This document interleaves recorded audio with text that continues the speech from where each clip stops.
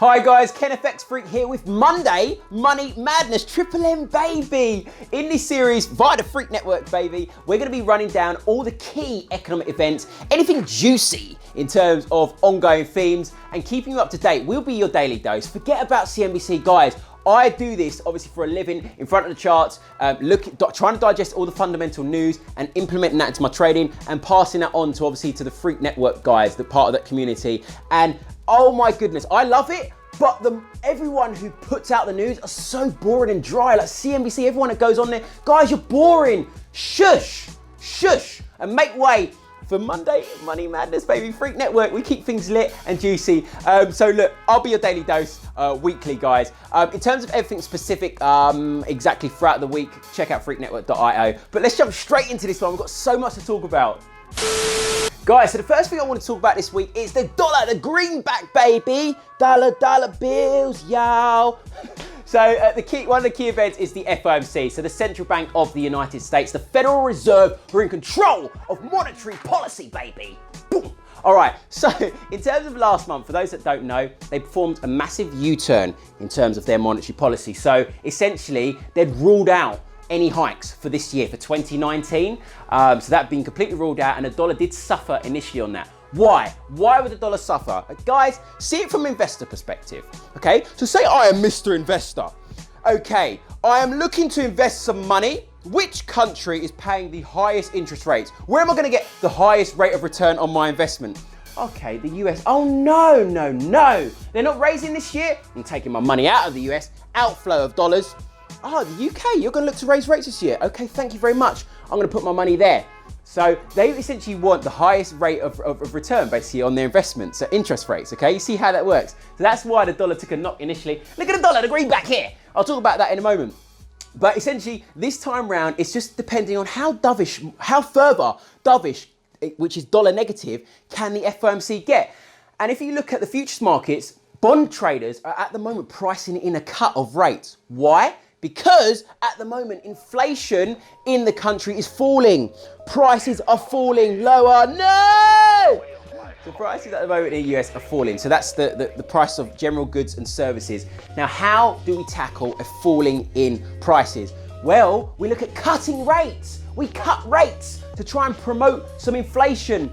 So that's what's being suggested as a potential outside chance. If that happens, then expect some large dollar weakness, okay guys, because remember, if we're cutting rates, it's less attractive for foreign investors. So FOMC, they are due on Wednesday evening at 7 p.m. London time. Quick maths, what is that Eastern?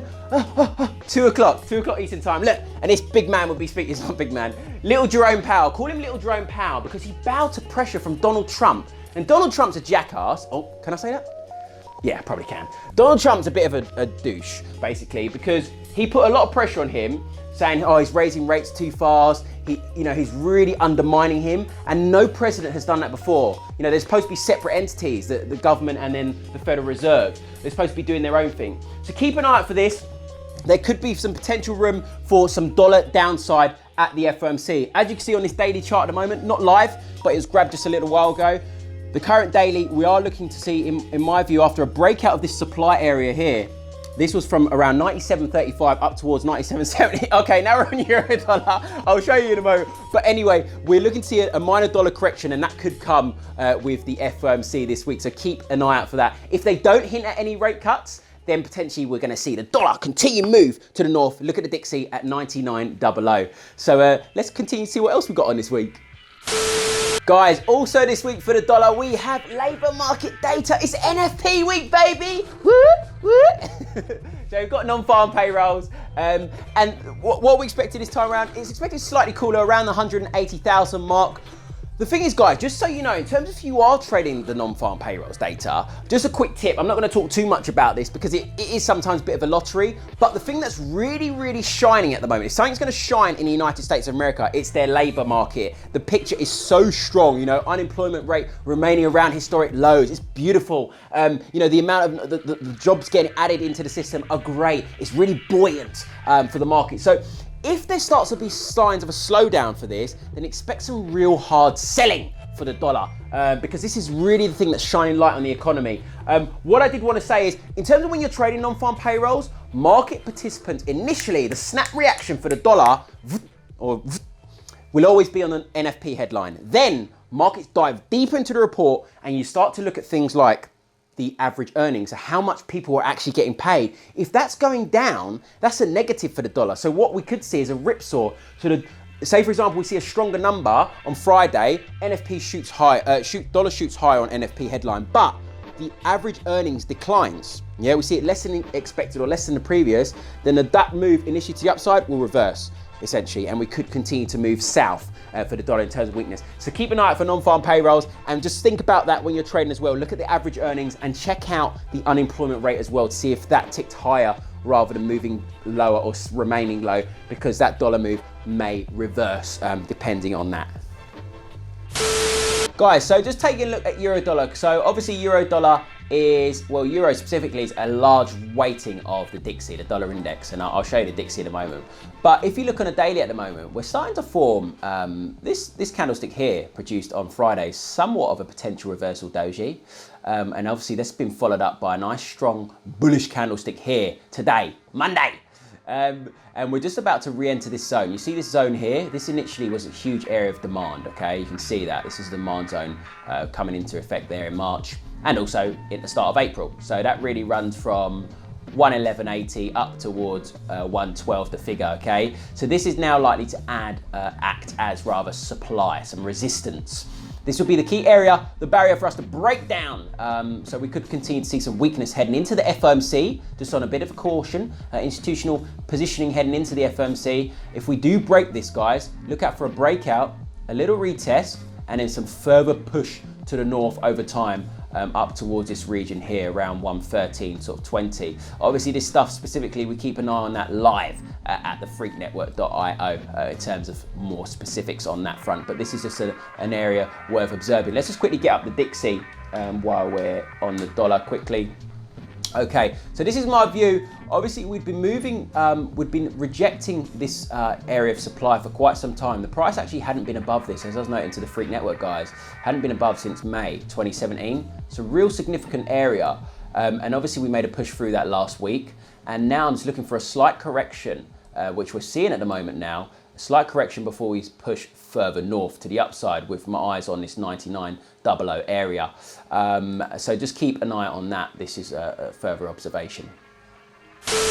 Guys, in terms of GBP then, big risk event, the Bank of England, the Central Bank of the UK, baby. So in terms of this time round, well, obviously, as we know, GBP's been getting battered. Oh, look at him, Mark Carney. Doesn't he look like a movie star? Yes, Mark Carney. Come on, son. For those that don't know, he used to be the governor of the Bank of Canada. But anyway, GBP's been getting battered lately, as in terms of Brexit optimism, it's been fading a little bit because there'd been a lot of hopes, essentially, with Theresa May and the Labour leader, her opposition party, well, not her opposition party, but her opposition, the Labour Party, run by Jeremy Corbyn. There was, talks for them going on between those two, cross-party talks for them to try and come to an agreement, try and get some sort of consensus to put towards to the Parliament and hope for a potential for this to be pushed through finally in terms of the Brexit deal. But there's been a lack of progress. I'm not surprised because they're all buffoons. Every single one of them over there in Westminster, buffoons, morons. So anyway, they couldn't reach an agreement so far. Brexit talks are on hold this week, just according to sources there on the news wires not too long ago.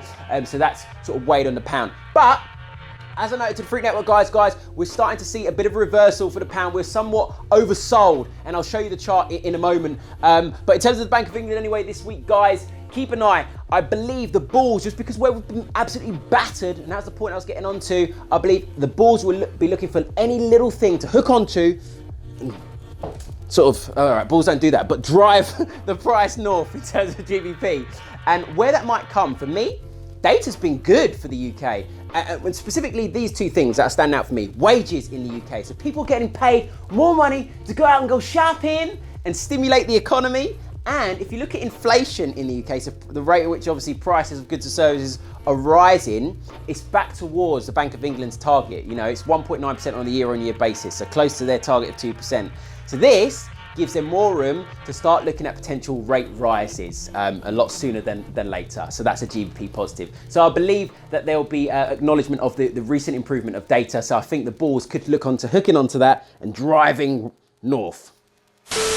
So just taking a look at GUN cable. Obviously, as I know by the Freak Network, we are starting to see a bit of a reversal, which we were looking for because it was battered and it was somewhat oversold, breaking out of this key area of demand between 130 to 129.50. Now we broke out of this pennant, excuse me, not pennant, it's more of a triangular formation, narrowing greatly. We broke out to the downside, obviously retested that with that candle there and continued to move south. I believe we're going to see a retest up around the 130 area. Test this, obviously, this descending trend line here, and perhaps we could continue to move south. So come up to it, retest and push south, but it really depends on the Bank of England. Now we'll be on top of that via the Freak Network, guys, so don't hesitate to become a part of the community, baby, but keep an eye on that. The Bank of England's certainly going to be the game changer depending on which tone they choose to speak. Guys, also this week to look out for the Canadian dollar, we've got Canadian GDP data. Now, as we know at the moment, Canada is in a bit of a fragile state, okay? You know, that clearly made notable by the Bank of Canada most recently. They have ruled out hikes, just similar to the Federal Reserve. They've ruled out hikes, and that really weighed on the Canadian dollar. Look here, I've just got this up, Canadian GDP. I've got this up here. We had this pennant formation, which I pointed out to the community. We had this pennant formation, price ranging, and this obviously, this is a technical setup. You've got the pole here, and it is subject to a breakout to the upside. And so did we very much see. We printed highs up here around 135.50, and we're since pulling back a little bit to retest this breached pennant, okay? Now, the key to further upside could be if we do see a weaker Canadian dollar, Canadian GDP. I'm just quickly showing you the chart here, just for what I'm looking at to the upside potentially. Here, yeah, so I'll be looking at these highs that are printed at the beginning of the year, back in the last year, around 136.50. So keep an eye on that. And Canadian, obviously, GDP is going to be a huge game changer. But while we're seeing this dollar correction at the moment, we're looking for that retest of that pennant. Lastly for this week, guys, then focus on the commodity linked currencies, the likes of New Zealand dollar and the Australian dollar. But let's just use New Zealand dollar here. We've got Chinese manufacturing data, okay? And I'll mention New Zealand in a moment, but we've got Chinese manufacturing. Remember at the start of this year, there were concerns about a Chinese slowdown. Now, manufacturing is their huge contributor towards growth. That's all they do, right? Manufacturing t-shirts, electronic goods. Everything you've got in your house pretty much is made from China, okay? They are the power, the economic hub.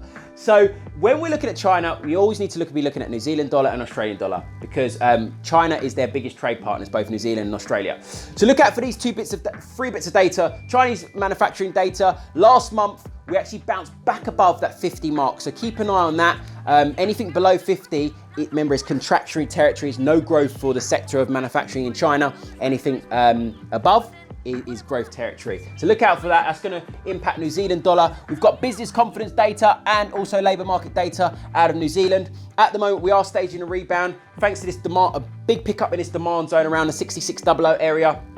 And we're looking for a continued pullback thanks again to the slight dollar correction that we're seeing. So keep an eye on that as well. With all specifics, as I say, we do all that via the freaknetwork.io in terms of levels that we're looking at, etc. But that's it for New Zealand and China, baby. So guys, that's pretty much it for Monday Money Madness, baby. We hope you enjoyed that. Thank you. It was our first one. There'll be plenty more to come, obviously, next week and the week after and the week after, and you get the picture. Guys, don't forget to check out freaknetwork.io and freakforex.com. Let's get it, baby.